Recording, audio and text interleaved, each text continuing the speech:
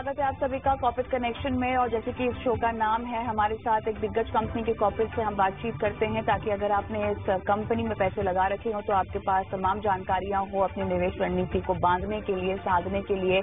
Market expert भी हमारे साथ जुड़ते हैं जो मैनेजमेंट की कमेंट्री को सुनते हैं, आपको सही और सटीक सलाह भी देते हैं। सब कुछ होगा शो में, लेकिन शुरुआत करते हैं बड़ी बातों के साथ। दबाव पर बाजार दिखाई दे रहा है निफ्टी एक्शंस की हाइलाइट्स को लेकर, लेकिन हम आगे बढ़ते हैं और मार्केट एक्शन पर बात करते हैं। हमारे साथ रेलवे ब्रोकिंग के रिसर्च के वीपी अजीत मिश्रा जुड़ गए हैं। अजीत, हाय आफ्टरनून, स्वागत है आपका। अच्छी बात यह है कि हफ्ते की शुरुआत में भी आपसे बात होती है, हफ्ते के अंत में भी आपसे बात होती है, तो बाजार की एक ट्रैजेक्टरी जिसका हम एक ब्यौरा ले सकते हैं, क्रॉस चेक कर सकते हैं। लबोलुबा पूरे हफ्ते का बताइएगा और आज की क्लोजिंग जिस तरह से बाजार दिखाई दे रहा है, क्या एक्सपेक्टेशन है आपकी?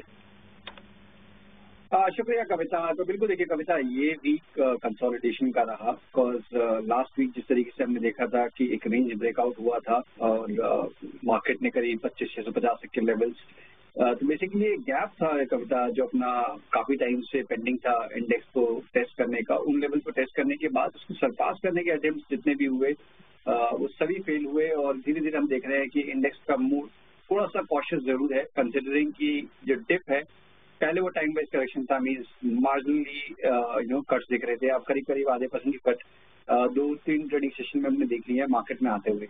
बट बावजूद इसके कविता देखिए टोन चेंज नहीं हुआ है, बिकॉज आप इसको इस तरीके से देखिए कि जो रिकवरी आई थी निफ्टी में वो करीब 24,450 से 25,650 तक आई थी। करीब 1,200 पॉइंट के एक कवरिंग के बाद यहाँ पे 200-250 पॉइंट का एक करेक्शन आना नॉर्मल है।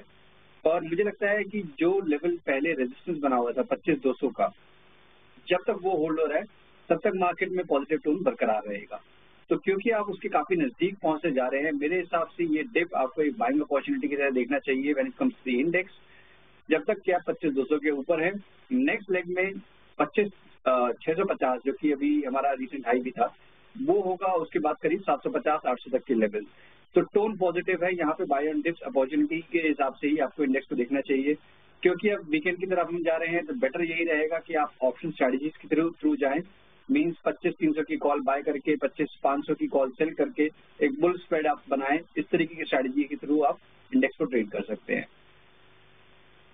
ऑलराइट, चलिए यहाँ पर इंडेक्स के ट्रेड को लेकर तो आपने बातचीत कर ली है, लेकिन हमें स्टॉक स्पेसिफिक एक्शन पर भी बातचीत करनी है और सेबी का जो जेन स्ट्रीट को लेकर ऑर्डर है उस पर भी अजीत हमें काफी हद तक रेगुलेटरी दावपेच को समझना भी है आपसे। लेकिन उससे पहले कुछ स्टॉक स्पेसिफिक खबरों पर भी हम आएंगे और अगर देने के लिए एक बार जाना चाहेंगे हम अजीत के पास। और अजीत, कितना बड़ा डेंट आपके एनालिसिस के जरिए जरा बताइएगा।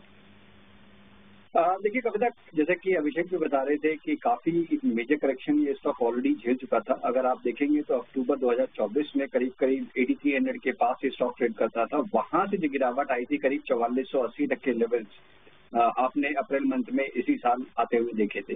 तो उस डेंट के बाद एक रिकवरी का फेज था और इस रिकवरी में काफी हद तक इंडिकेशन ये थे कि ये रिकवरी एक्सटेंड होती हुई नजर आएगी। बट इस मूव ने उस मोमेंटम को, उस रिकवरी को डिरेल कर दिया है। और जिस तरीके से अब क्लोजिंग अगर हम मान के चले कि जैसे 5500 के पास ही अगर क्लोज करता है ये स्टॉक, तो प्रेशर शायद आने वाले दिनों पे आपको और बढ़ता हुआ नजर आएगा, जिसके इसमें करीब 5150 पहला और उसके बाद 4800 जो कि पहला जहाँ पे कि स्टॉक ने टेस्ट किया था, उन लेवल के पास दोबारा से जाता नजर आ सकता है। तो अभी के लिए जिनके पास पोजीशन है, थोड़ा सा पोजीशन को आप हल्का कर लेंगे, ज्यादा बेटर रहेगा, कंसिडरिंग कि टोन जो रिकवरी का था वो शिफ्ट होकर अब दोबारा से नेगेटिव टू साइडवेज हो गया है और पोटेंशियल अभी भी डाउन साइड का यहाँ से करीब 7 से 8% का दिखता है। पोटेंशियल यहाँ पे डाउन साइड का लगभग 7 से 8% का आपको और दिखाई देता है। तो फिलहाल big accident of the day इसी को लेकर अब हम जरा बात कर लेते हैं अजीत से भी। तो अजीत, क्लियरली अब जिस तरह की कड़ी कार्रवाई यहाँ पर सेबी भी लेता हुआ हमें दिखाई दे रहा है, इसके बहुत सारे ऐसे लीगल पहलू भी हैं जिस पर हमने अभी हाईलाइट की हैं। लेकिन अब किस तरह से आपको लगता है कि हितों की सुरक्षा हो रही है? जो फाइन यहाँ पर एक तरह से बताया गया है, क्या और कड़ाई यहाँ पर बरतनी चाहिए? क्या आपको लगता है डेरिवेटिव मार्केट में इस तरह की गड़बड़ियों को पकड़ने को लेकर अब रफ्तार मिलेगी? क्लासिक मार्केट मैनिपुलेशन का ये केस।